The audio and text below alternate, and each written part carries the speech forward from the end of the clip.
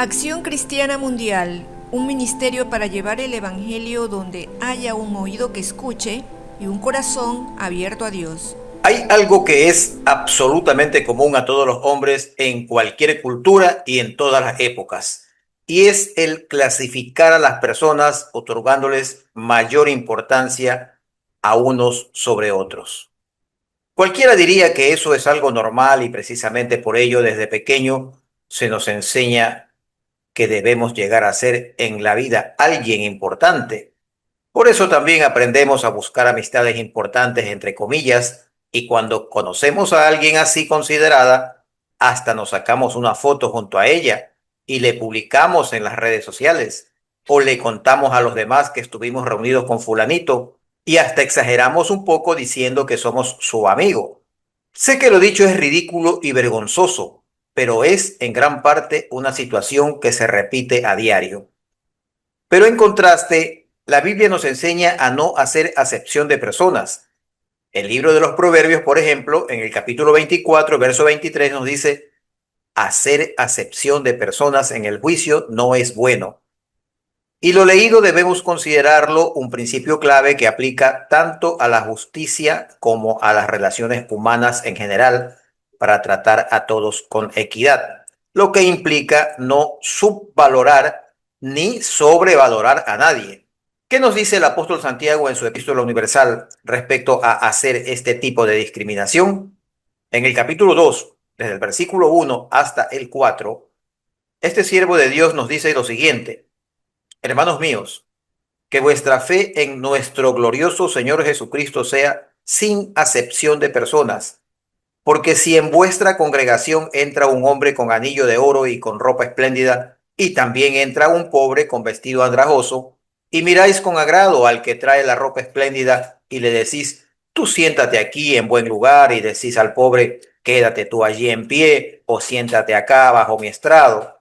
¿No hacéis distinciones entre vosotros mismos y venís a ser jueces con malos pensamientos? Pasajes como el referido generalmente se enseñan desde la perspectiva de no menospreciar a nadie, pero esa es solo una parte del mensaje, pues está incompleto mientras no se aprecie desde la otra orilla, cual es la de no sobrevalorar a nadie. Lamentablemente, la propia Iglesia ha propiciado la sumisión y el servilismo hacia personas que por ostentar un cargo de autoridad han sido tratadas como si estuvieran por encima de los demás mortales. Y esto se dio particularmente tras la traducción del Nuevo Testamento al latín realizado por Jerónimo de Estridón, conocido por los católicos como San Jerónimo. Pero en múltiples pasajes de la Escritura, Dios nos exhorta a no hacer distinción entre las personas por criterios humanos como la riqueza, el poder, la apariencia, la fama deportiva o artística, entre otras. Y mientras Santiago nos advierte del error de tratar mejor al rico que al pobre en la congregación, Pablo nos recuerda que nadie debe tenerse por más de lo que es, según lo recogido en su carta a los Romanos capítulo 12, verso 3. Lo anterior debe llevarnos a reflexionar profundamente haciendo una comparación entre el valor de estar en comunión con Dios en oración y el deseo humano de estar cerca de personas influyentes o admiradas. Pues vivimos en un mundo donde el prestigio, la fama y el poder humano son celebrados y buscados. Muchas personas consideran un privilegio reunirse con figuras reconocidas, presidentes, empresarios exitosos, celebridades o líderes espirituales de renombre incluso. Y sin duda esos encuentros pueden parecer significativos en términos humanos. Sin embargo, ninguna audiencia terrenal puede compararse con el privilegio inmenso de estar en la presencia del Dios vivo a través de la oración. Cuando oramos, no nos acercamos a un ser limitado o corruptible, sino al creador del universo, al Rey eterno, a quien sostiene la existencia y conoce nuestro corazón. ¿Qué valor tiene sentarse con un rey terrenal si podemos hablar en intimidad con el Rey de Reyes? ¿Qué sabiduría puede darnos un líder humano que supere la paz, dirección y verdad que fluye del corazón de Dios? En concordancia con lo manifestado, el Salmo 84, verso 10 dice, porque mejor es un día en tus atrios que 1000 fuera de ellos. Escogería antes estar a la puerta de la casa de mi Dios que habitar en suntuosas moradas de maldad. El salmista comprende que la presencia de Dios es incomparablemente más valiosa que cualquier privilegio del mundo. Por su parte, el apóstol Pablo en su epístola a los Filipenses capítulo 3, verso 8, nos enseña diciendo, y ciertamente aún estimo todas las cosas como pérdida por la excelencia del conocimiento de Cristo Jesús, mi Señor. Pablo había conocido a hombres poderosos e influyentes de su época. Era ciudadano romano y fariseo distinguido, pero declara que todo eso es basura comparado con estar unido a Cristo.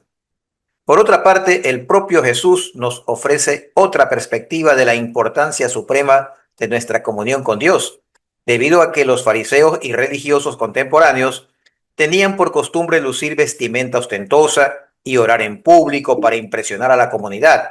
Por ello, en el Evangelio de Mateo nos dice en el verso 6 del capítulo 6 lo siguiente: mas tú, cuando ores, entra en tu aposento y cerrada la puerta, ora a tu Padre que está en secreto.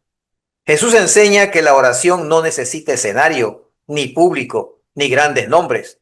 Solo necesita un corazón dispuesto a encontrarse con Dios. Ciertamente reunirse con un personaje importante puede cambiar el curso de una decisión o abrir una oportunidad, pero reunirse con Dios puede transformar el alma. La oración es el mayor acceso que el ser humano tiene a la eternidad mientras vive en el tiempo. Es sentarse a los pies de quien conoce el principio y el fin. Es descansar en aquel que no cambia, no decepciona y no manipula. Por eso, antes de buscar la compañía de gente con poder económico, político y social, tratando de agradarlos por considerarlos grandes hombres o mujeres, anhelemos agradar al gran Dios.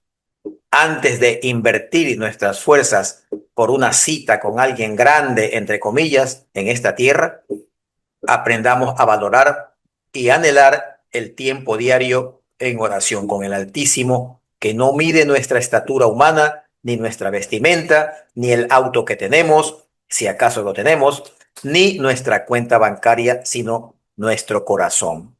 No es concebible que un cristiano con buena formación doctrinal y fidelidad a Dios ande por allí moviéndole la cola como un perrillo salamero a quienes considera superiores, ya sea por interés o simple complejo de inferioridad. Los hijos de Dios estamos llamados a mirar con los ojos de nuestro Padre, esto es, ver la dignidad de cada ser humano, valorar lo interior por encima de lo exterior y practicar una justicia que no se deja corromper por el estatus social.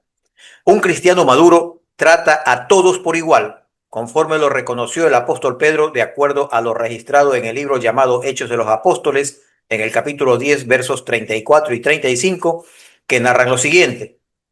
Entonces Pedro, abriendo la boca, dijo, en verdad comprendo que Dios no hace acepción de personas, sino que en toda nación se agrada del que le teme y hace justicia, subrayando así que Dios no favorece a personas por su origen o estatus, sino por su conducta justa. Para concluir este mensaje, permíteme sugerirte que una vez que hayas escuchado todo, hagas lo siguiente.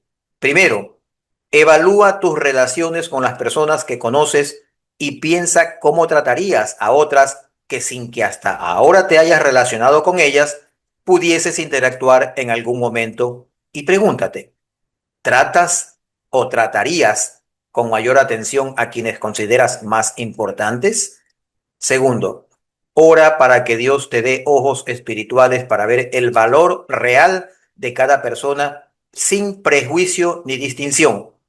Tercero, en tus espacios de trabajo, iglesia o familia, promueve un trato igualitario y fomenta la humildad como virtud central.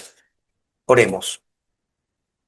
Padre nuestro que estás en los cielos, pon en mí el ver a todas las personas sin hacer acepción de ellas.